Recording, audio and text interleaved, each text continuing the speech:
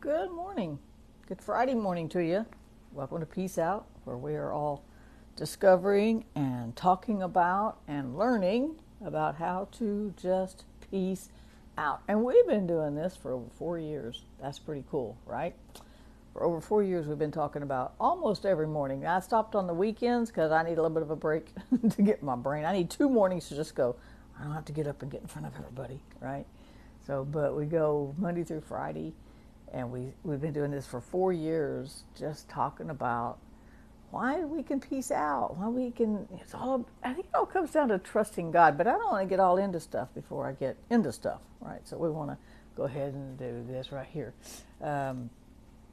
First off, the book of the week is the James Study Guide, which is one of the top James Study Guide, the leadership book, and the other one, 31 Days in Psalm 31. I think those three are my top sellers on Amazon. Maybe Affirmations for Caregivers is up there too.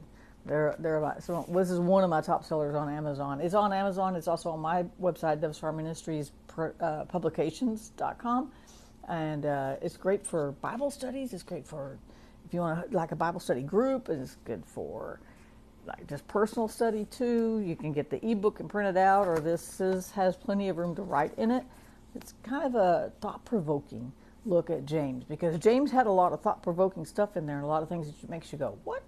So it's excellent little study guide. And so grab a copy. I also just released Peace Out. That was a big one. I finally got it done. I've already started on the next one, Command Your Morning. But I just released Peace Out, which is also available on Amazon and on my Doves Fire Ministries Publications.com, which I'll try to put that link in the chat when I get off of here. I'll try to remember to do that. It's really hard to. Oh, maybe it has. Oh no, I don't have a link. Okay, I can feature a link. I'll figure out how to do that too, right? While I'm piecing out today with all the 900 million things I got to do, right? Just like you, right? Does it seem like sometimes there's just so many things to do in a day, and it's just hard to get it all together sometimes? I'm just like, whew, okay, I can pick up this prescription for Chris here and do this and this time slot and catch up this on this time slot, and oh my goodness, there's still 3 things over here I forgot. Right? I talk a lot about with my caregivers blogs how we're jugglers, and even if you're not a caregiver, you're a juggler, right? There's just so many things to do in a day, and it's just always juggling, trying to get them done and get them done in the right time frame and get them done right. And sometimes we just have to stop and breathe and remind ourselves Jesus gave us his peace. God gave us his peace, and he doesn't ever take it back, no matter what. That's a little bit about what we're going to talk about this morning, as a matter of fact. I found myself actually in Psalm 16 this morning, and I was reading Psalm 16, and I'll tell you, it took a lot of detours to get there, but I got there. And the one part that stood out to me is in verse 8 of Psalm 16, and it says, I know the Lord is always with me. That wasn't the part that stuck out, but that's a good point, right? He's always with me. I know, or I will not be shaken, for he is right beside me. Right beside me. I think about that. I won't be shaken because I know he's right beside me. Now, David is talking about going through some things. He's talking about God guiding him even while he sleeps, that he's instructing him in the night watches. He's talking about God showing him the way to life, and that he won't leave his soul among the dead, which is a scripture that Isaiah talked about, and I think Paul talked about. Jesus was referring to, is also prophetic, right? And a lot of the Old Testament was very prophetic because Jesus hadn't come yet. But we're on this side of the cross now, right? And so in the Old Testament, David knew God was right beside him. How much more should we be able to grab hold of that and go, God is right beside us? And so as I was thinking about that, I was looking at this Psalm 16. Take a second if you got a minute later today and just look at Psalm 16. It's really good. He has his declarations. He says, I will not take part of the sacrifice of the ungodly. I will bless the Lord who guides me. I will not be shaken. There's a lot of power in declarations too. But then he also declared what God was going to do. You will not leave my soul among the dead. You will show me the way of life. Right? And he says, because God is right beside me. He's with us. That to me is just, and I know I say it a lot. It seems like I say it a lot. But he's with us. He didn't leave us here. And then so that made me think about Psalm 23, because it says, in Psalm 23, it says, even though I walk through the dark valley of death, I will not be afraid because you are close beside me. He's still beside me. God doesn't go, I'm not going through that. I'll wait for you on the other side. He doesn't bail when things go awry in our lives. He doesn't bail when tragedy strikes. He doesn't bail on us when bad things happen. He doesn't bail on us when we overdraw our bank account. Whew, that's good. He doesn't bail on us when we mess up. He won't bail on us. He stays. He is right beside us. We don't have to fear the things we're going through. That doesn't mean we don't have to still go through them, but we don't have to fear them because God is right beside us. He is with us. That is a powerful truth that can help us. David says, you're right beside me. You're close beside me. Your rod and your staff protect and comfort me. You prepare a feast for me in the presence of my enemies. He didn't take his enemies away necessarily. He did eventually, right? David won over Goliath. David eventually won over Saul. David won.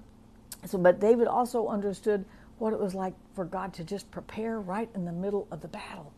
Prepare things for him, how God protects in the middle of the battle, how God prepares, he prepares peace, he prepares prosperity. Later on he's going to say goodness and mercy are chasing me down. God's goodness and mercy are chasing us. Think about that a second. Think about that. That's proactive. It's not that, we talked about, was it yesterday or the day before, that his mercies are new every single morning? It was yesterday. God's mercies are new every single morning, and he doesn't have a morning. But his mercy is also chasing us down. He's going, come on, let me help you. Come on, I want to help you. Let me help you.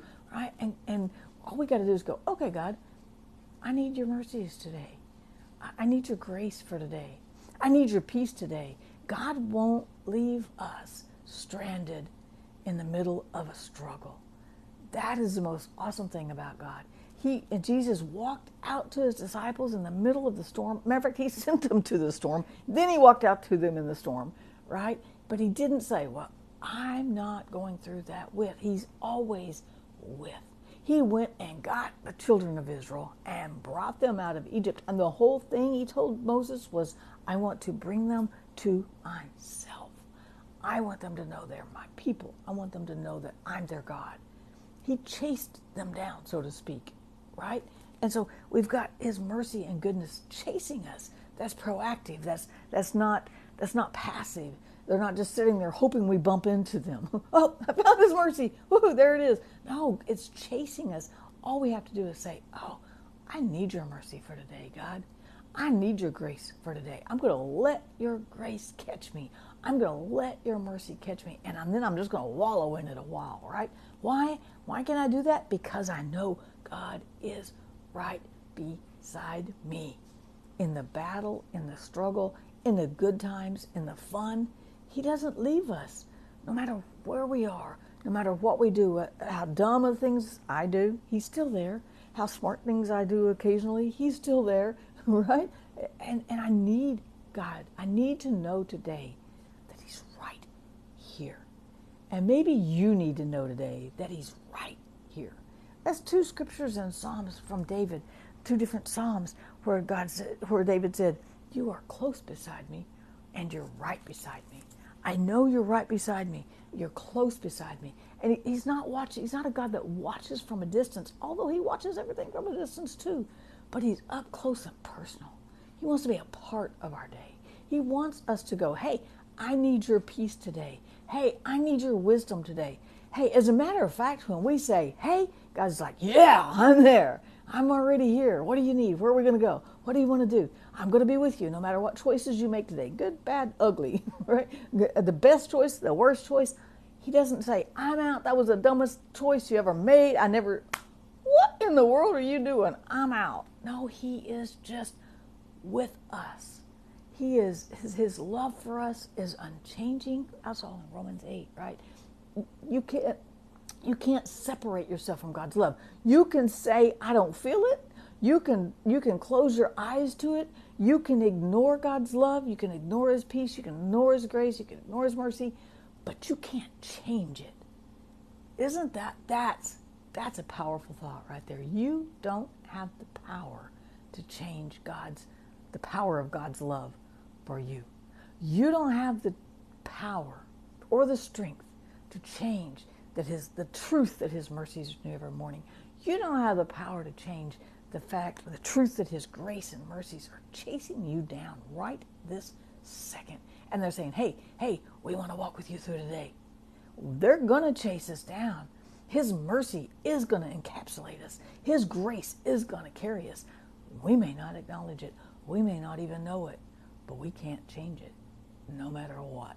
And ignoring it, closing our eyes and going, God's not with me, doesn't mean he's not with you, because he is with you. As a matter of fact, he's right there beside you to carry you, to undergird you, to give you his strength, to give you his grace, his mercy, his peace for today, no matter what.